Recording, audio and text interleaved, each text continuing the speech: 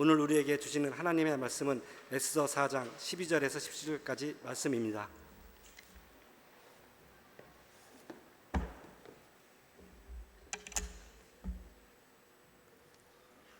말씀 봉독하겠습니다. 그가 에스더의 말을 모르드게에게 전하매 모르드게가 그를 시켜 에스더에게 회답하되 너는 왕궁에 있으니 모든 유다인 중에 홀로 목숨을 건지리라 생각하지 말라. 이때 내가 만일 잠잠하여 말이 없으면 유다인은 다른 데로 말미암아 노임과 구원을 얻으려니와 너와 내 아버지 집은 멸망하리라. 내가 왕후의 자리를 얻은 것이 이때를 위함이 아닌지 누가 알겠느냐 하니 에스더가 모르드게에게 회답하여 이르되 당신은 가서 수산에 있는 유다인을 다 모으고 나를 위하여 금식하되 밤낮 3일을 먹지도 말고 마시지도 마소서. 나도 나의 시녀와 더불어 이렇게 금식한 후에 규례를 어기고 왕에게 나아가리니 죽으면 죽으리이다 하니라. 모르드게가 가서 에스더가 명령한 대로 다 행하니라. 아멘. 이제 이수민 목사님 나오셔서 위기 가운데서 소망을 발견하는 법이라는 제목으로 하나님의 말씀을 전해 주시겠습니다. 할렐루야. 거룩하신 아버지 하나님, 주일 오후 귀한 시간 하나님 앞에 나와 하나님의 말씀을 듣게 하심을 감사드립니다. 부족한 종 다니에 세우셨으니 부족한 모든 것 예수 그리스도의 십자가 뒤로 감추시고 오직 주님만 드러나게 하여 주옵소서. 예수님의 이름으로 기도합니다. 오늘 이 시간에는 하나님께 합당한 믿음을 가졌던 두 사람, 그리고 합당한 믿음뿐만이 아니라 합당한 결정을 내렸던 두 사람, 그리고 그 결정으로 인하여 위대한 승리와 또 축복의 주인공이 된 두 사람, 바로 모르드게와 에스더를 통해서 우리가 위기 가운데 가져야 할 소망에 대해서 함께 은혜를 나누고자 합니다. 소망이라고 하는 단어는 굉장히 흥미로운 단어입니다. 사전적인 의미로는 어떤 일을 바람 또는 그 바라는 것이라고 하는 뜻을 가지고 있지요. 많은 사람들은 소망을 바람의 다른 말로 생각을 합니다. 그래서 때로는 이 소망이라고 하는 말 자체가 현재적인 우울함의 요소도 갖고 있기도 합니다. 그러나 성경에서 말씀하고 있는 소망이라고 하는 단어는 우리가 알고 있는 뜻과는 전혀 다른, 아니면 어쩌면 더 강력한 의미를 가진 말입니다. 성경에서 말하는 소망은 바로 확신이라고 하는 뜻으로 우리가 아무리 힘들고 어려운 상황, 눈앞이 캄캄한 그 상황 가운데서도 흔들리지 않는 확신함, 그것을 성경에서 소망이라 말씀합니다. 저는 오늘 우리 성도님들이 직면하고 있는 수많은 위기 가운데에, 또 수많은 상황 가운데에 훨씬 더 많은 소망을 발견하게 되기를 주님의 이름으로 축복합니다. 오늘 이곳에 계신 분들 중에 어떤 분들은 지금 내가 참 힘든 어려움 가운데 있다, 또 우리가 느끼기에 참 내가 벼랑 끝에 서 있는 것 같은 그런 생각을 가지고 있을지도 모르겠습니다.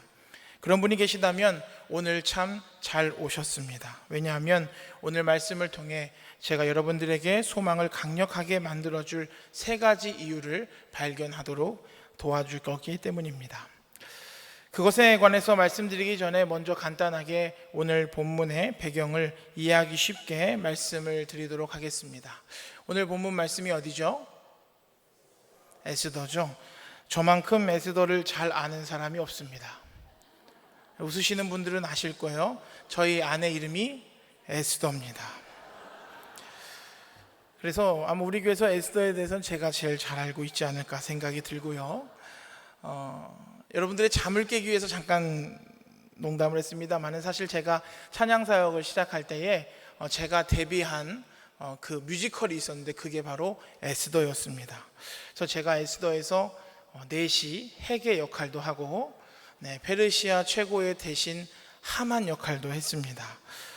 그래서 이 에스더 뮤지컬을 하면서 저는 에스더서를 한 20번 정도 넘게 말씀을 묵상했던 것 같습니다. 말씀을 묵상하면 오늘 여러분들 집에 가시면 꼭 에스더서를 묵상을 해보십시오. 뮤지컬로 만들 만큼 그 안에 드라마틱한 것들도 있고요, 또 감동도 있고, 또 멜로도 있고, 또 액션도 있습니다.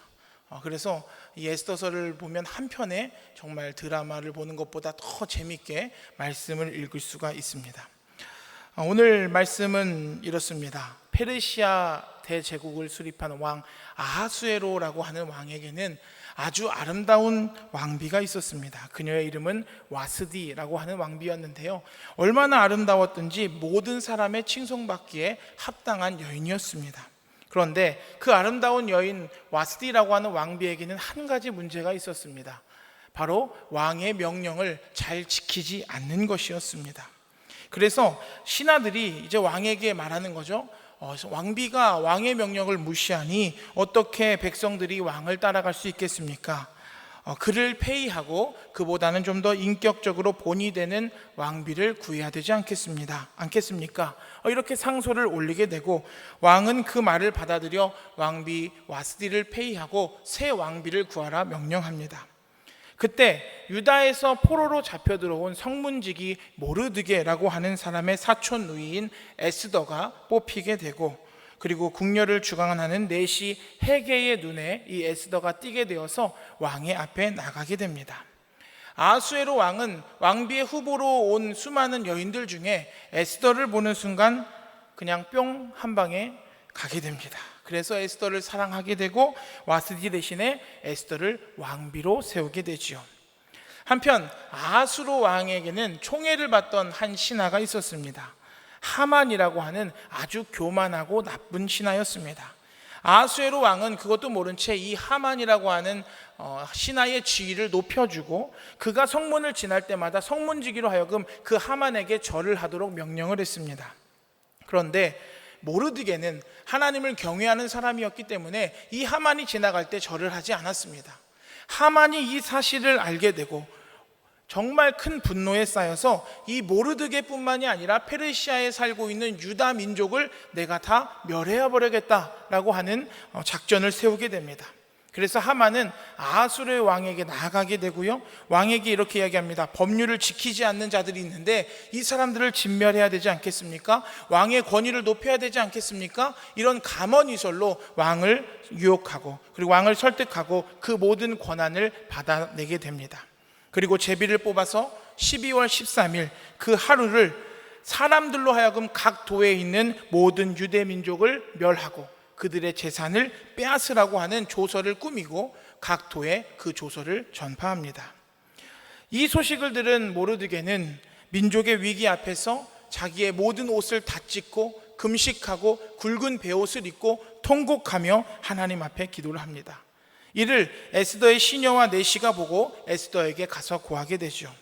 이에 내시 하닥을 보내서 에스더가 묻는 겁니다. 도대체 무슨 일이 일어났기에 이렇게 지금 옷을 찢고 베옷을 입고 통곡하며 기도하고 있는 겁니까?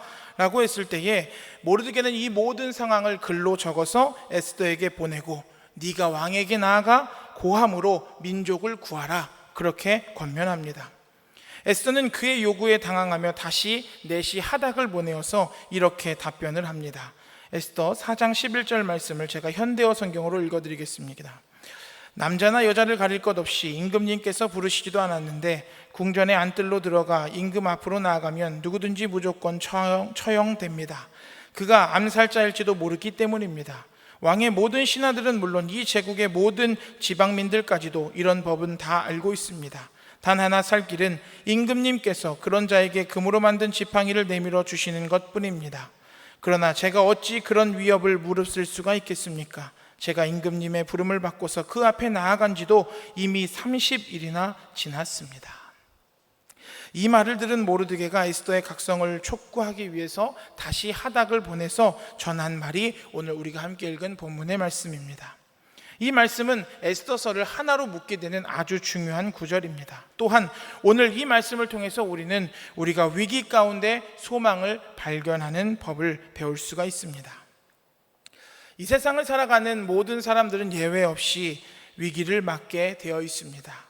그런데 전문가들에 의하면 이 위기를 극복하는 사람들에게는 크게 두 가지의 공통점이 있다라고 합니다. 첫 번째는요, 그들은 그 위기 앞에 대항했다라는 것입니다. 다른 말로 하면 그 위기를 부인하려고 하지 않았습니다. 그들의 위기에 변명하려고 하지도 않았습니다. 그 위기의 심각성도 무시하지 않았습니다. 그들은 그들에게 닥친 그 위기를 기꺼이 몸으로 맞이했습니다. 사랑하는 여러분, 오늘 과연 우리에게 닥쳐오는 그 위기 가운데 우리는 어떻게 대처하고 있습니까? 위기에 대항하며 기꺼이 온몸으로 맞서 싸우고 있습니까? 아니면 그 위기를 부인하거나 변명하거나 위기의 심각성을 무시하고 계십니까? 두 번째로, 그 모든 위기를 이겨냈던 사람들의 두 번째 특징은 그 위기가 어떤 것이든지 간에 자신은 그 위기에서 살아남을 것이고 결국에는 승리할 것이라고 하는 분명한 확신과 믿음을 가지고 있었습니다. 오늘 모르드게와 에스더가 가진 것이 바로 이 두 가지였습니다. 그리고 이것이 그들로 하여금 소망 가운데 확신에 거하도록 해 주었던 것입니다. 그렇다면 우리도 이 소망 없는 그 상황 가운데에 그 소망을 유지할 수 있는 방법, 그 방법이 무엇이겠습니까? 먼저 첫 번째로, 우리가 감당하지 못할 시험은 없다라고 하는 것을 기억하시길 바랍니다. 모르드게가 에스더에게 유대인들의 처한 그 급박한 상황에 대해서 설명했을 때에 에스더는 스스로 먼저 이렇게 생각했을 겁니다. 왜 나인가? 갑자기 모든 것이 그녀 위에, 어깨 위에 짊어지는 무게, 그 무게를 감당하기 쉽지 않았을 것입니다. 부담감을 느꼈을 것입니다. 이와 같은 상황 속에서 가장 쉽게 나오는 질문은 바로 왜? 라는 질문일 것입니다. 이것은 지금 직면하고 있는 그 상황이 도저히 내 힘으로는 이겨낼 수 없다, 내 힘으로는 해결할 수 없다라고 느끼기 때문일 것입니다. 그래서 그것을 극복할 만한 능력이 나에게는 없다라고 생각을 하게 되는 것이죠. 이런 위기 속에서 과연 우리는 어떻게 해야만 할까요? 우리는 무엇보다도 먼저 하나님의 말씀으로부터 힘을 얻을 수 있어야만 합니다. 우리는 하나님이 가르쳐준 방식대로 나아가기만 하면 결코 실수할 수 없도록 창조되었다라는 사실을 반복적으로 기억해야만 합니다. 그래서 시편 기자는 이렇게 고백을 하고 있지요. 시편 119편 105절 말씀 함께 읽겠습니다. 시작. 주의 말씀은 내 발의 등이요 내 길의 빛이니이다. 또 시편 18편 28절도 함께 읽겠습니다. 시작. 주께서 나의 등불을 켜시며 여호와 내 하나님이 내 흑암을 밝히시리이다. 기드온이 사사로 하나님 앞에 부름을 받았을 때에 자기와 같은 사람이 미디안과 싸워 이기기에는 너무 부족하고 힘들고 어렵다라고 그는 확신했습니다. 그러나 천사의 대답은 아주 간단하고 신속했습니다. 사사기 6장 14절의 말씀이죠. 너는 이 너의 힘으로 이스라엘을 미디안의 손에서 구원하라. 여기서 이 너의 힘이라고 번역된 부분을 공동 번역에서는 너에게 있는 그 힘을 가지고 라고 말씀하고 있습니다. 즉, 이 말은 네가 가진 능력을 가지고 나아가라 라고 하는 말입니다.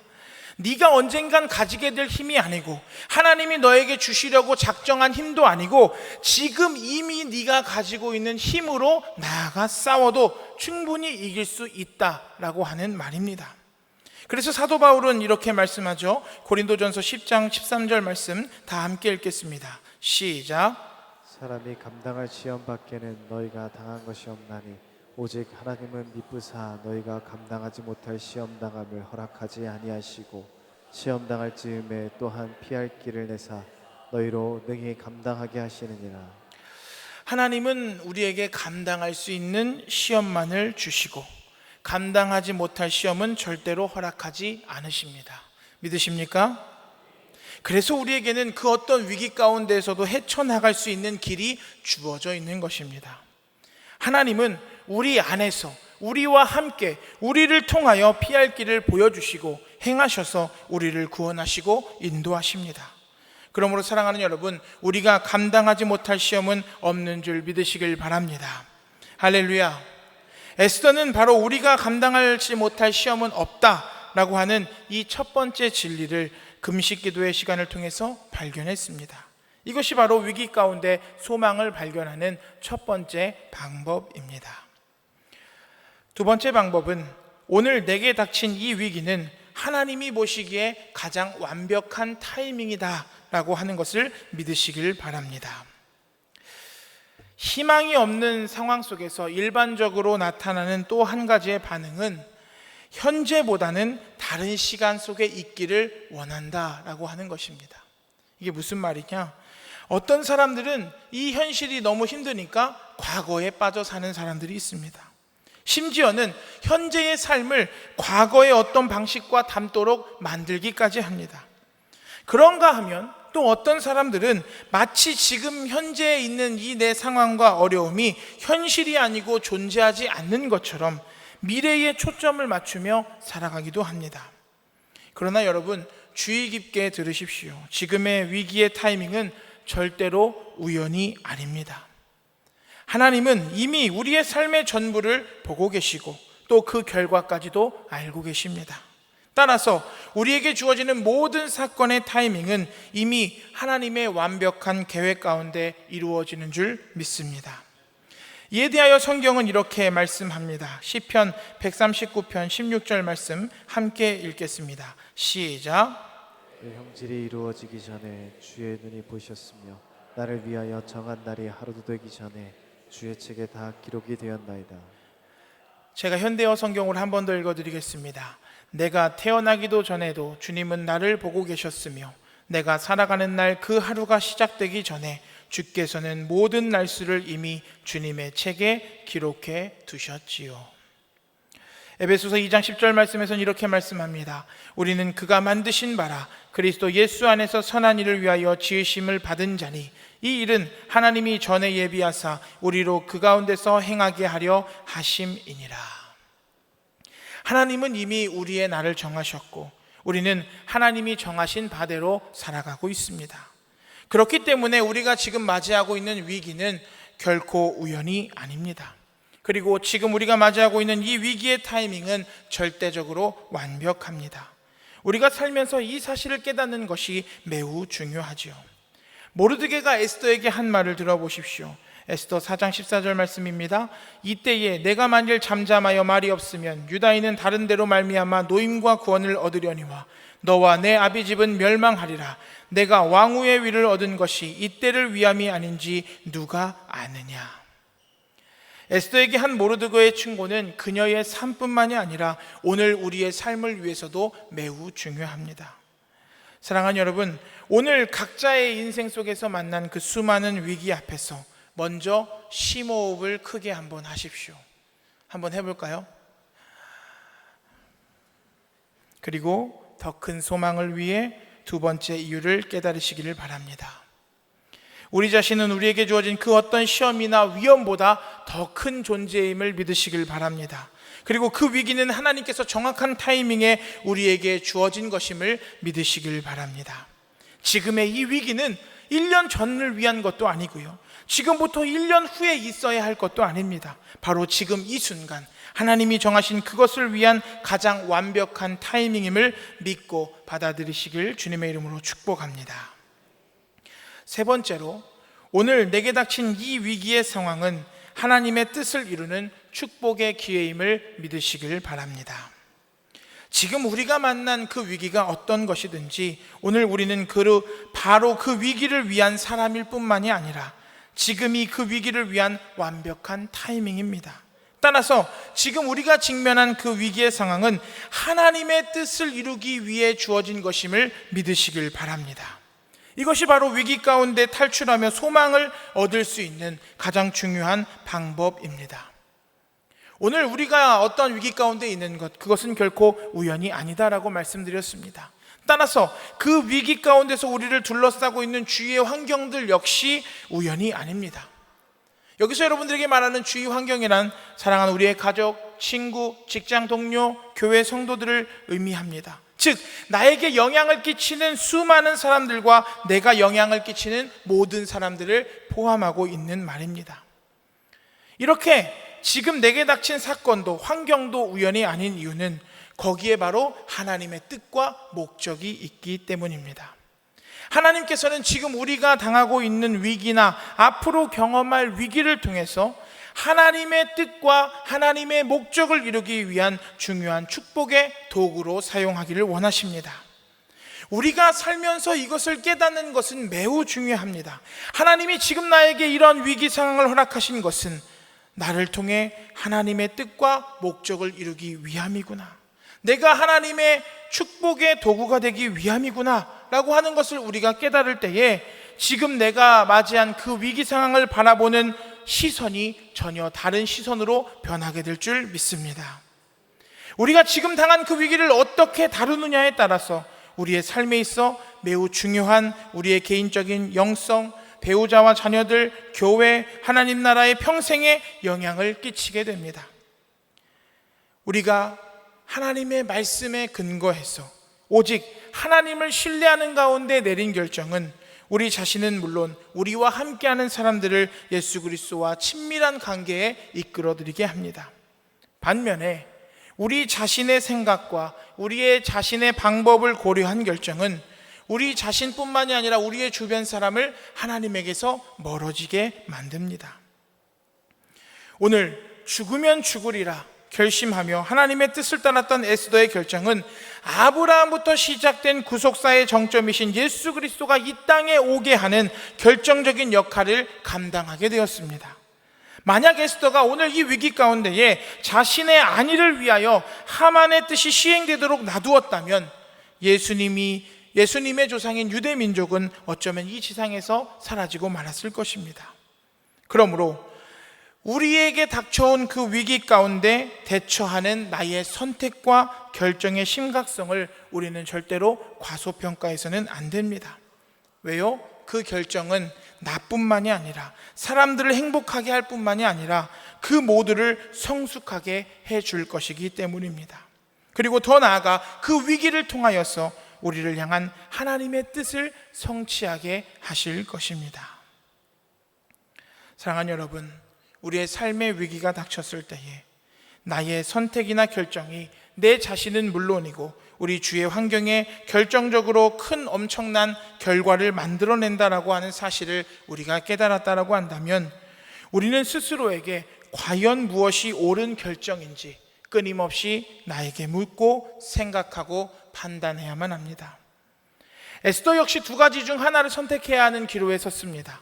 그녀의 한 손에는 왕비로서의 평안한 삶이 있었고 다른 한 손에는 민족을 택함으로써 한순간에 죽임을 당하거나 어쩌면 다시 평민으로 돌아가야 될 그런 삶이 들려 있었습니다. 이 상황에서 그녀는 무엇이 옳은 결정인지 분명히 알고 있었습니다. 그런데 반대로 생각을 해보면 그 결정에는 큰 위험이 도사리고 있었습니다. 따라서 에스더의 결정은 쉬운 결정이 아니었을 것입니다.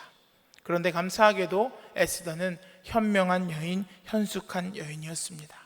그래서 그녀는 소망을 하나님께 두었습니다. 자기 생각에 의존하지 않고 먼저 하나님 앞에 무릎을 꿇었습니다. 그리고 하나님이 원하시는 쪽으로 결정을 했습니다. 오늘 본문 16절 말씀 우리 다 함께 읽겠습니다. 시작. 당신은 가서 수산에 있는 유다인을 다 모으고 나를 위하여 금식하되 밤낮 3일을 먹지도 말고 마시지도 마소서. 나도 나의 시녀와 더불어 이렇게 금식한 후에 규례를 어기고 왕에게 나아가리니 죽으면 죽으리이다 하니라. 이렇게 하나님의 뜻을 위해서 죽음을 감수하기로 한 그녀의 결정은 오히려 원수 하만을 죽이고 모든 유다 민족을 구원하는 놀라운 축복의 결과를 낳게 되었습니다. 이것은 누구든지 제 목숨을 구원하고자 하면 잃을 것이요 누구든지 나를 위하여 제 목숨을 잃으면 찾을 것이라고 하는 마태복음 16장의 예수님의 말씀이 실제로 성취되는 순간이었습니다. 한 가지 예화의 말씀을 드리고 오늘 말씀을 정리하려고 합니다. 제가 한 2, 3년 전쯤에 어떤 집사님을 통해서 참 의미 있는 이야기를 들었습니다.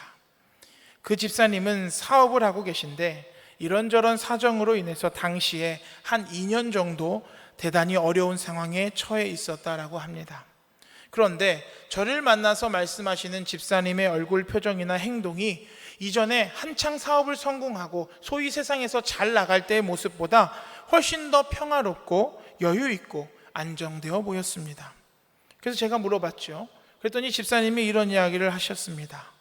자기가 어느 날 사업이 굉장히 힘들고 어려워지니까 본인의 부인도 상당히 어려운 생활을 하고 있었는데 정말 지독하게도 어려운 상황을 보내고 있던 어느 날 부인이 이런 이야기를 들려주었답니다. 그 여자 집사님께서 꿈을 꾸었는데 하나님이 자기를 절벽 끝으로 계속 밀더랍니다. 100m가 다가오고 한 50m쯤 남았는데 그래도 계속 자기를 밀더랍니다. 그래서 속으로 생각하기를 하나님이 왜 나를 죽이려고 하나? 나는 남편도 있고 아이들도 돌봐야 되는데 아직 할 것도 많은데 이렇게 하나님을 원망하게 되었다고 하죠. 그러다가 이내 생각하기를 내가 지은 죄가 많아서 이렇게 하나님이 나를 절벽으로 미는가 보다. 그런 생각이 들어서 그 꿈에서 절벽을 밀리는 가운데 간절하게 하나님 앞에 회개의 기도를 드렸답니다. 그런데 기도를 다 끝내고 눈을 떴는데도 여전히 하나님이 자기의 등을 절벽으로 계속 밀더라고요. 근데 이제 한 10m쯤 남았을 때 또 생각을 했답니다. 아직도 내가 지은 죄가 있어서 하나님이 나를 절벽으로 미시는가 보다. 그래서 그 자리에 또 자신의 삶을 돌아보면서 진심으로 회개를 했습니다. 그런데 그렇게 회개를 했는데도 여전히 하나님이 자신의 등을 들이밀어서 이제는 절벽 한두 발 정도를 남겨둔 상황에 닥쳤다고 합니다. 그래서 또 생각했습니다. 내가 아직도 무언가 잘못된 모습이 남았나? 그러니까 하나님이 이렇게 나를 끝까지 미시겠지. 그래서 정말 마지막까지 다시 한번 생각하면서 인생을 살면서 지었던 모든 죄들을 회개했다라고 합니다.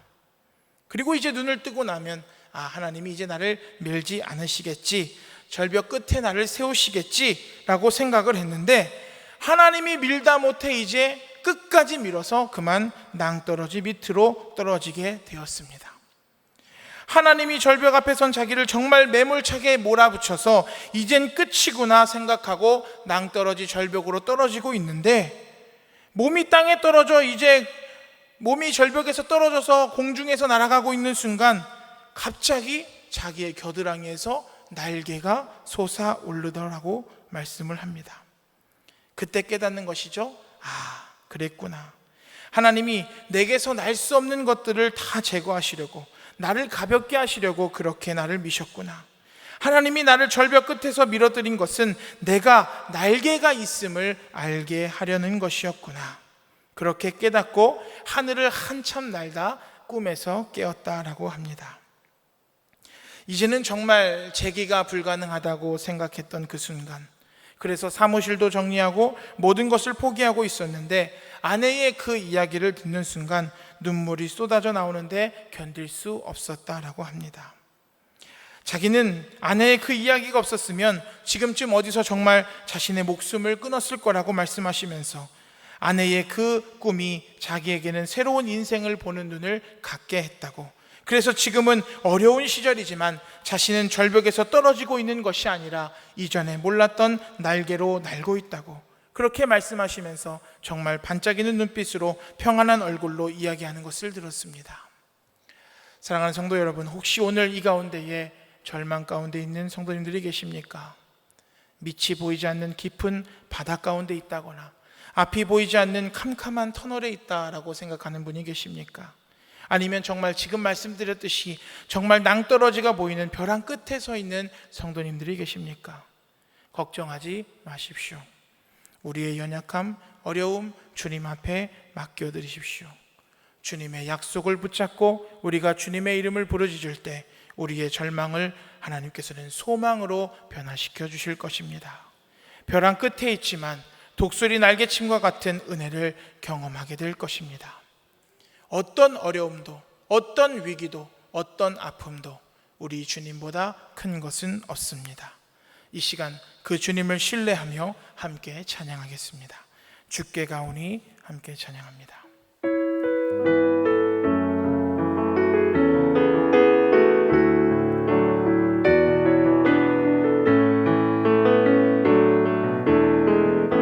주께 가오니 날 새롭게 하시고 주의 은혜를 부어주소서.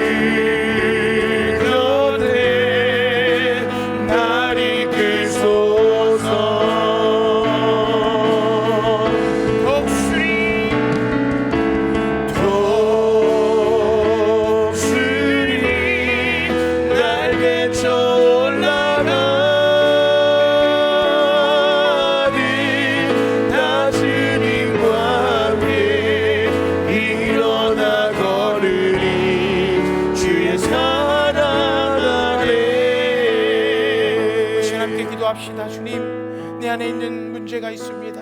내가 절망 가운데 있습니다. 그러나 우리 주님은 나의 슬픔을 기쁨으로, 나의 절망을 소망으로 바꿔주실 분임을 믿습니다.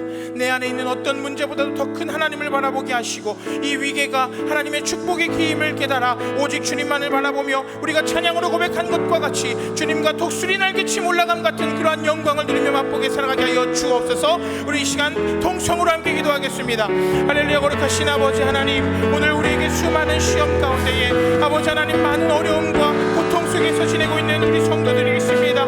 그러나 아버지 하나님, 오늘 에스더의 들은 말씀을 기억하며 우리에게 감당하지 못할 시험이 없음을 믿고 나아가는 우리가 될 수 있도록 주님 인도하여 주옵소서. 아버지 하나님, 내가 닥친 이 시험을 부인하거나 이 어려움을 무시하거나 하는 것이 아니라 오늘 이 위기는 하나님이 보시기에 가장 완벽한 타이밍에 주신 것임을 믿고 나아가는 우리가 되기를 소망합니다. 아버지 하나님, 그래서 한 걸음 더 나아가 오늘 이 위기와 상황은 하나님의 뜻을 이루기 위한 축복의 기임을 우리가 깨닫고 나아가서 정말 주님과 함께 이 모든 어려움들을 이겨내게 하여 주시고, 모든 문제보다 크신 하나님을 바라보게 하여 주시고, 그래서 우리의 슬픔이 기쁨으로, 우리의 절망이 소망으로, 희망으로 변화되어지는 놀라운 역사를 경험하는 우리의 삶이 될 수 있도록 주님 인도하여 주시옵소서. 그래서 아버지 하나님, 내가 지금 깊은 바다 가운데 있다 할지라도, 보이지 않는 긴 터널에 있다 있다 할지라도, 아버지 하나님 정말 벼랑 끝 절벽에 서 있다 할지라도, 아버지 하나님 내가 그곳에 떨어졌을 때에 주님께서 나에게 새로운 날개를 주시고 독수리 올라감과 같은, 날개치 올라감과 같은 그 놀라운 축복이 우리에게 있음을 믿고 깨달아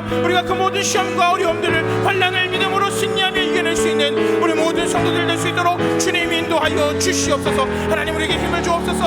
하나님 능력을 주옵소서. 그 모든 것을 감당할 수 있는 믿음을 더하여 주시옵소서. 할렐루야. 거룩하신 아버지 하나님, 오늘 에스더의 말씀을 통해 귀한 은혜를 주심을 감사드립니다.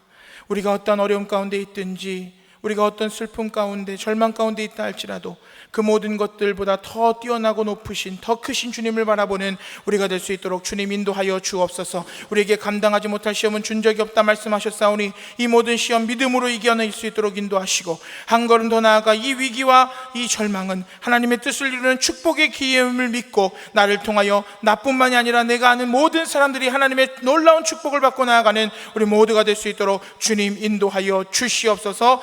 감사드리며 예수님의 이름으로 기도합니다.